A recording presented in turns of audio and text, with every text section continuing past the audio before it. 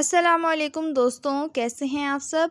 आज हम इस वीडियो में पढ़ने जा रहे हैं सिंध बोर्ड क्लास 12 की केमिस्ट्री की बुक का चैप्टर 3 ऑर्गेनिक केमिस्ट्री। इसमें हम ऑर्गेनिक केमिस्ट्री क्या होती है वो भी समझेंगे, इसकी हिस्ट्री क्या है, इनके सोर्सेज क्या होते हैं, करैक्टरिस्टिक्स क्या हैं और उनको कहाँ कहाँ इस्तेमाल किया जाता है, वो सब हम इस वीडियो में कवर करने वाले हैं। तो चलिए शुरू करते हैं। अस्सलाम वालेकुम दोस्तों, मैं हूं अली और आज हम बात करने जा रहे हैं एक बहुत ही इंटरेस्टिंग टॉपिक पर, ऑर्गेनिक केमिस्ट्री। वालेकुम अस्सलाम अली। ऑर्गेनिक केमिस्ट्री नाम सुनते ही लगता है कुछ मुश्किल होगा, लेकिन आज हम इसको इतना इजी बनाएंगे कि मजे आ जाएंगे। क्या होती है ऑर्गेनिक केमिस्ट्री? तो शुरुआत ये बताएं कि ऑर्गेनिक केमिस्ट्री होती क्या है।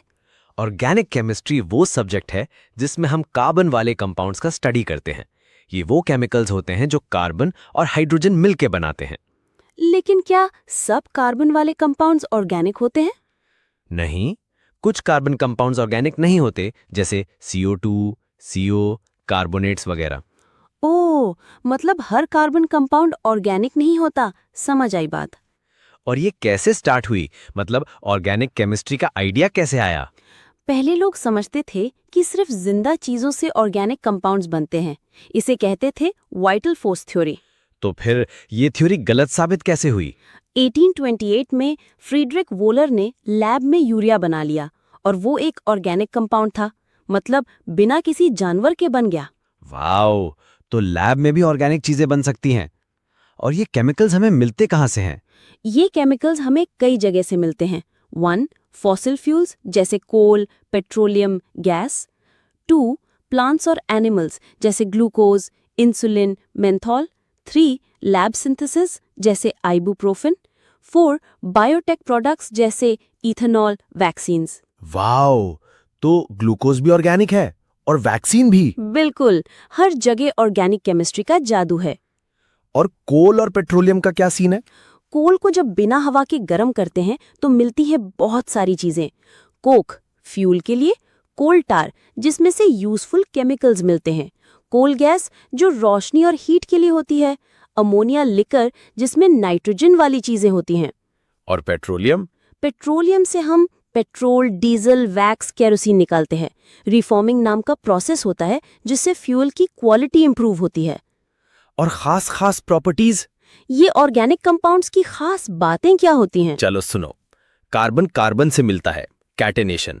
कोवेलेंट बॉन्ड्स बनते हैं, ज्यादातर लो मेल्टिंग बॉइलिंग पॉइंट होते हैं, फ्लेमेबल होते हैं यानी आसानी से जलते हैं, धीरे रिएक्ट करते हैं यानी ज्यादा टाइम और कैटलिस्ट चाहिए होता है। तो पेट्रोल इसलिए जलता है क्योंकि वो ऑर्गेनिक है। बिल्कुल, इसीलिए वुड, गैस और कोल भी एनर्जी देते हैं। और ये चीजें रोज के काम में भी आती हैं। हाँ, रोज।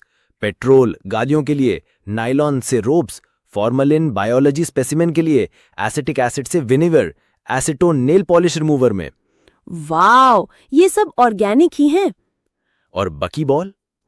बकीबॉल कार्बन की एक नई फॉर्म है, 1985 में डिस्कवर हुई थी। इसका स्ट्रक्चर फुटबॉल जैसा होता है। और इसका यूज? नैनो टेक्नोलॉजी में, जैसे smart sensors, battery systems, medicines. बात दोस्तों हो गई है फंक्शनल ग्रुप और होमोलोगस सीरीज की। ये फंक्शनल ग्रुप क्या होता है? ये ग्रुप होता है जो केमिकल प्रॉपर्टी डिसाइड करता है, जैसे OH अल्कोहल ग्रुप। जिस भी मॉलिक्यूल में होगा वो अल्कोहल होगा। और होमोलोगस सीरीज? एक जैसी फैमिली ऑफ कंपाउंड्स जिनका फॉर्मूला सिमिलर होता है और हर एक में -CH2 का डिफरेंस होता है। जैसे एक फैमिली में सबके चेहरे मिलते जुलते हैं। एग्जैक्टली, ये केमिस्ट्री की फैमिली है। तो दोस्तों, आज हमने देखा कि ऑर्गेनिक केमिस्ट्री मुश्किल नहीं, बहुत इंटरेस्टिंग है। बिल्कुल, हर चीज, खाना, फ्यूल, मेडिसिन सब ऑर्गेनिक केमिस्ट्री से जुड़ी है। अगर समझ आई बात तो एक वाह बोल दो। और अगर कुछ रह गया हो तो रिपीट सुनो या अपने टीचर से पूछो। मिलते हैं नेक्स्ट एपिसोड में। अल्लाह हाफिज।